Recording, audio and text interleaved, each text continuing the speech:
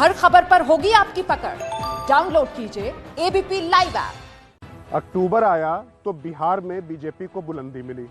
दिसंबर आते आते दक्षिण में डंका बज उठा है और जो जो सियासी अंगणित में असंभव था सब बीजेपी के लिए फिलहाल संभव हो रहा है। और हर असंभव को संभव करने के लिए उनके पास अमोघास्त्र के रूप में ब्रांड मोदी है, तो वजीर के रूप में अमित शाह और जेपी नड्डा जैसे सेनापति। तो बीजेपी के जेपी यानी नड्डा के सामने आगे चुनौती और बड़ी है, लेकिन उनके पास ब्रांड मोदी है और संघ परिवार की ताकत है।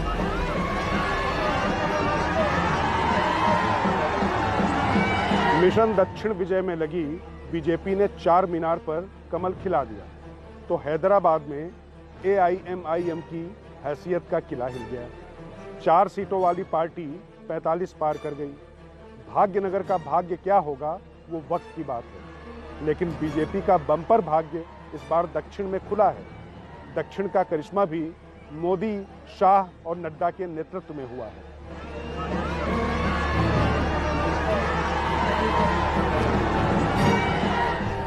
बिहार में छोटे भाई से बड़े भाई की भूमिका तक आने के बाद और बीजेपी के इस लहराते परचम के बीच से ही राज की बात यह है कि बीजेपी के अध्यक्ष जेपी नड्डा ने पार्टी को पूरब से लेकर दक्षिण तक की मिली विजय को और ज्यादा गहराने का पूरा फार्मूला बना लिया है। इसके तहत वो पूरे देश में पूरब से पश्चिम और उत्तर से दक्षिण तक न सिर्फ प्रवास करेंगे, बल्कि संघ और भाजपा की पूरी मशीनरी को एकजुट करके मिशन को कामयाब बनाने की रणनीति पर काम कर रहे हैं। लगभग 6 महीने के इस दौरे में मुख्यमंत्रियों से लेकर बूथ स्तर तक के कार्यकर्ताओं से मिलने का क्रम शुरू हो गया है। संगठन की 19 लेयर्स के साथ होने वाली इस बैठक में 2021 और 2022 तक के सियासी और चुनावी समीकरणों को साधने की प्लानिंग पर व्यापक काम होगा। लेकिन राज की बात यह भी है कि इस पूरी कवायद के केंद्र में फिलहाल पश्चिम बंगाल है, जहां नए साल में विधानसभा की जंग होनी है। हालांकि 2016 के विधानसभा चुनाव में ही बीजेपी ने अपनी धमक जमा दी थी। लगभग 6% वोट शेयर बढ़ाकर 10% वोट बीजेपी ने बंगाल में हासिल कर लिए थे। मोदी शाह की जोड़ी ने पिछली बार ही बंगाल में अपने करिश्मे की कहानी लिख दी थी, लेकिन इस बार नेतृत्व की पहली लाइन में नड्डा भी खड़े हैं और उनके ब्रांड मोदी की वो ताकत है जिसमें सीधा उद्घोष है कि नड्डा जी संघर्ष करो, हम आपके साथ हैं। नड्डा जी आगे बढ़ो, नड्डा जी आगे बढ़ो। यही वजह है कि बीजेपी का सपना इस बार सिर्फ धमक और धाक तक सीमित नहीं है।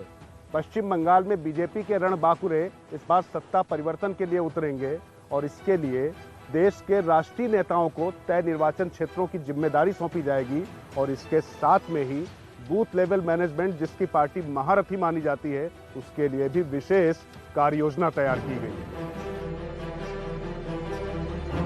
यहां राज की बात यह भी है कि केवल अपनी बिसात को मजबूत करना ही भारतीय जनता पार्टी के रणनीति का हिस्सा नहीं, बल्कि तृणमूल को तृणवत करने के लिए सेंध वाली सियासत का सिक्का भी बंगाल में उछाला जाएगा और इस रणनीति से ममता बनर्जी की नींदें उड़ी हुई हैं। खास बात यह भी है कि बंगाल में विजय पताका लहराने की बागडोर केवल बीजेपी संगठन की नहीं, बल्कि राष्ट्रीय स्वयंसेवक संघ की भी अहम भूमिका होगी। चूंकि बंगाल में जंग राजनीतिक तो है ही, लेकिन वैचारिक ज्यादा है। ऐसे में संघ के पदाधिकारियों और कार्यकर्ताओं की एक बड़ी और कुशल टीम जमीन पर उतरेगी और सियासी ध्रुव को बदलने में जी जान लगाएगी। स्वागत है, स्वागत है, स्वागत है, स्वागत है।